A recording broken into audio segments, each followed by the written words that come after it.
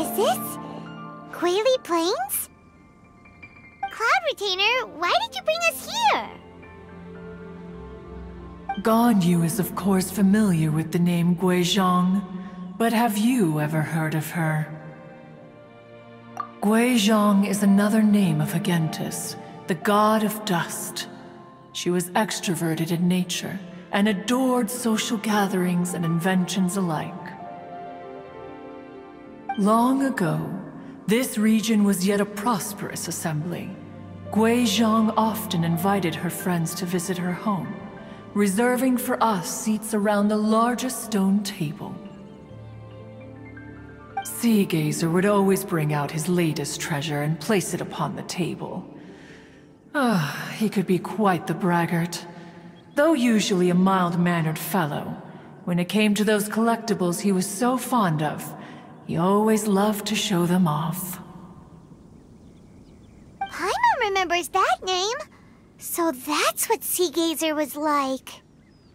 He was an old friend and a former rival. One has many memories of him. Once he had brought out the treasure, it would predictably become the center of attention. Neither Guizhong nor one was content to let him just steal the spotlight. So we would then also present our proudest mechanical creations.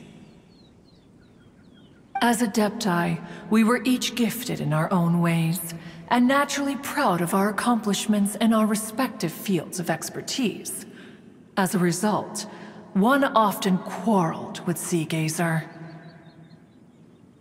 His treasures were not even of his own making. He just used his exploration skills to dig them out of the ground. How, pray tell, could he compare to me, when every single one of one's accomplishments were crafted by one's own hand? Cloud Retainer, you are getting competitive again. One digresses. Regardless, every time an argument occurred, Guizhong would come over to watch us during our mutual lambastics. On some occasions, she would join in, and on others, she'd take one of us by the limb and start uttering the most ridiculous nonsense. What kind of nonsense? No kind of nonsense were we spared. Sometimes she would brazenly opine, why argue between yourselves when neither of you could ever hope to beat me? Other times, she would make unsolicited suggestions, such as, once you two are done arguing, let's go to the foot of the mountain and grill some meat. She always sought to make everyone happy, and one must say, she had quite the gift for it.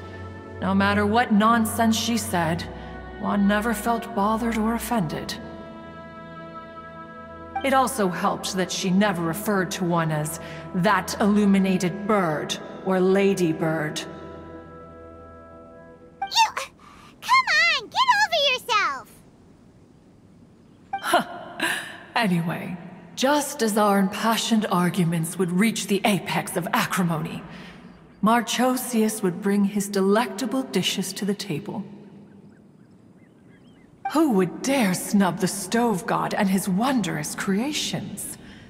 At the sight of him, we would all immediately drop the argument and prepare the table for a night of feasting and drinking. Back then, one was always bothered by how the cups Rex Lapis brought were always too square for one's taste. Can you see yourselves ever enjoying a drink from a square cup? Precisely. So, as you can see, even one as great as Rex Lapis was not immune to making the occasional blunder. Even one could never find fault with Marchosius's cooking. As we ate, Guizhong would continue to find topics for conversation, filling the table with humor and laughter. Each of those old fossils had their character flaws and points of obstinacy. So why was it that whenever we dined together, we always had a marvelous time? We would drink together from a spot high in the mountains until the moon set and the sun rose, and only then would the banquet finally come to an end. Streetwood Rambler would often remain to admire the flowers with Guizhong before returning to her own abode. The glaze lilies were far more abundant back then. Entire fields of them would appear to the eye as a veritable sea of flowers. Streetward Rambler? That would be Ping. You probably know her as Madam Ping. Oh, okay. Wait, this is a lovely story and everything, but didn't we come here to find that Adeptus from Mr. Dvorak's story? Or are you saying that it was Guizhong? Didn't she, already, Alas, long has one avoided this place for precisely that reason. The sights here are a reminder of a time long gone, and evoke much sorrow. One should have guessed that you would disrupt one's poignant moment of mourning with your incessant questioning. No matter, one will share the whole story with you now. In times gone by, one quarreled oft with Guizhong concerning mechanical principles. We each had our ideals, and neither would yield. Under the pretext of a social gathering, one invited the impartial Rex Lapis to judge the quality of our creations. But Rex Lapis declared that Guizhong's Obscuro Vulpus mechanism was superior. Though one was too proud to acknowledge it, in one's heart, one knew that Guizhong was indeed the superior talent in the mechanical arts. As for the story between Guizhong and Streetward Rambler, that begins with a certain bell. In Guizhong's opinion, while mechanisms were no substitute for human composers, they were yet capable of producing simple but fine melodies. But Streetward Rambler believed music to be an expression of the soul, an emotional enterprise that could never hope to be replicated by machinery. They argued endlessly, until one asked Rex Lapis to intercede. He confiscated the bell and designated it for ceremonial use. Thereafter, one would often find them convening in the mountains, discussing music, mechanics, and all the affairs of the mortal world. But these good times were not to last. War broke out between the gods, and soon engulfed the Guili Plains. Guizhong was overpowered by the enemy, and fell in battle. When Streetwood Rambler and I arrived at the scene at long last, all that remained among the ruins was her lifeless body. After this, at Streetwood Rambler's request, Rex Lapis granted her the cleansing bell for safekeeping. To honor our friend's memory, one made a few finishing touches to her ballistic device. Many lantern rites have passed since then. Many greetings and goodbyes. Upon what do you gaze? The Guili Plains? No. It's everything.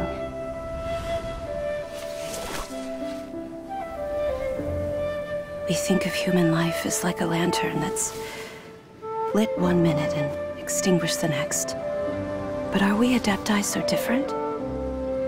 Perhaps as dust settles after a storm, we too must one day return to the world below. One has always been austere and private by nature, and has never relished socializing. One's dealings with Guizhong were born out of discussions on the discipline of mechanics. What? You have loads of friends, and you seem pretty chatty. Just because one is not ignorant of social graces does not mean one is fond of them.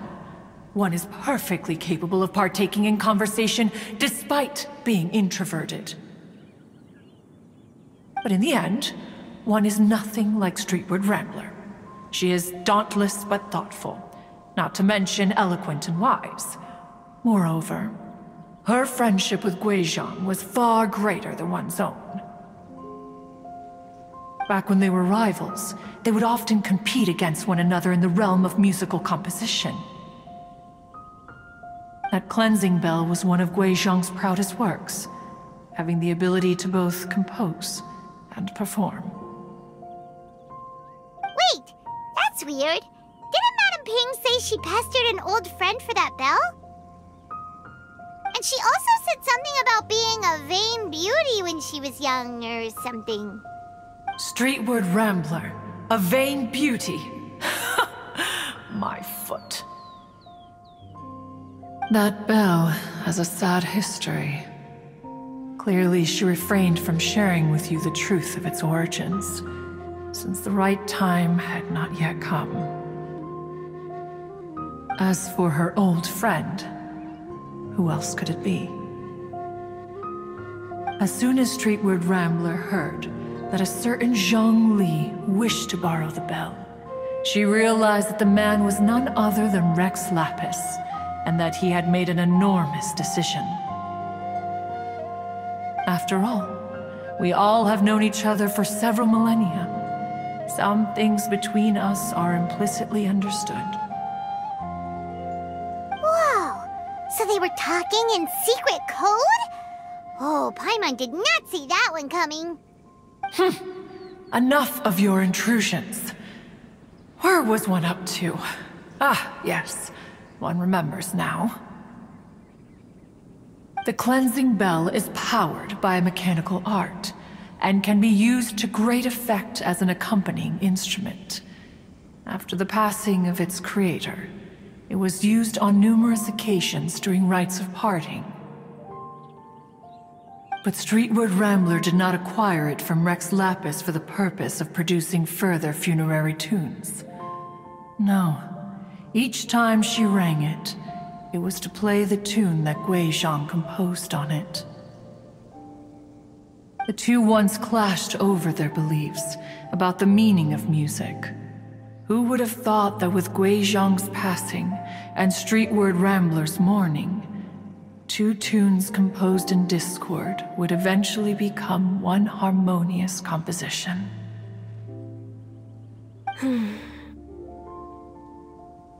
Once upon a time, Streetward Rambler also loved gatherings, liquor, and music. But after Guizhong passed, she preferred her own company. She could often be found sitting alone at a mountain summit, contemplating and reminiscing with her zither. The music would go from mournful to soothing to impassioned. Many years passed before she finally composed a melody to her satisfaction. In celebration, she played the tune to the clouds. Regrettably, one has only ever heard her play that tune once. Which brings one back to the matter you've been investigating. Perhaps it was during that performance that the ancestor of your Fontaine friend fell into the water and was saved by Streetward Rambler. But if she was so happy with the melody, why would she only play it once? One was also greatly perplexed by this. After suppressing one's curiosity for a long while, one finally approached her and asked why she would retire the tune after having spent so long on it. In response, she said, "Though the strings that played that melody survive, the one who inspired it is gone. Tell me, Cloud Retainer, when the one attuned to my soul is no longer here, who else could hope to understand this tune?"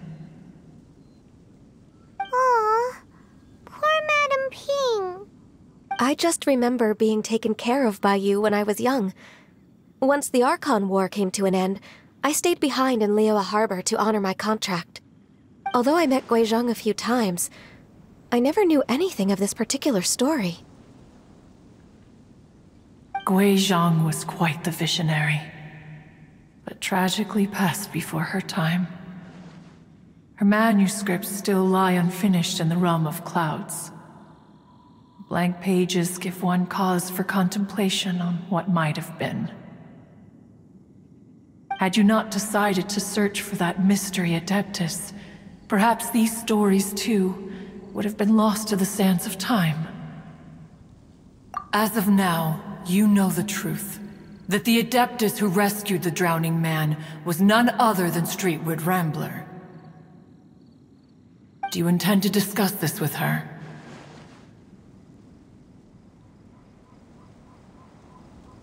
Do you mean Ping might find the topic too distressing? Precisely. The passing of our old friend is a heavy topic that both of us are usually careful to avoid.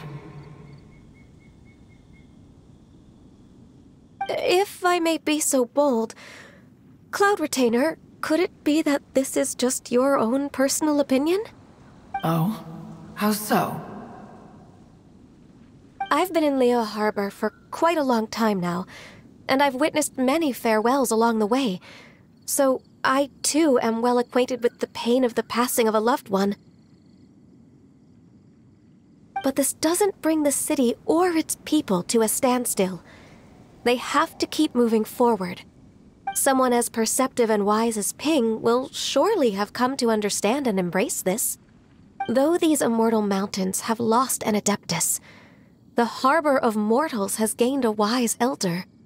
No loss can ever be undone, but there is always much that can still be gained. Ping has helped countless people, and will guide many others in the years to come. And all to whom she extends a helping hand become her friends. People she can admire flowers and discuss music with. Though it is heartbreaking to lose a kindred spirit, life goes on, because there are new friends waiting for you further down the road.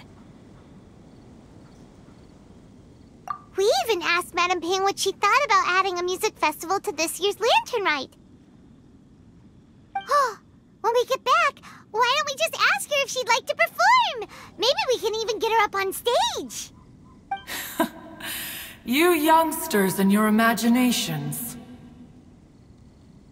Why don't you come with us? It's been a long time since you last spoke with Ping, and Leo Harbor is always decorated so beautifully during the festival period. Is not every Lantern Rite the same in this regard? Were there ever anything new to discuss, one in Ping could meet any day of the year? I disagree. Each new day and each new year is different from those that have come before. How long will you simply let them pass you by? Very well. Then one will be off. If the other old fossils have sneaked away into the city to amuse themselves, one shall soon find out. All right. We should be getting back to the harbor as well. We don't want to keep her waiting. Once the Guili Assembly, now the Guili Plains. Say, if we planted flowers there and cared for them carefully enough, do you think that one day we'd be able to recreate the Sea of Glaze Lilies? Allow one to take back one's praise from a moment prior. You are still far too given to flights of fancy, child. What? Cloud Retainer? You were still listening? One observed that you were making no effort to leave, and returned to chasten and hasten you. This time, one is departing in earnest.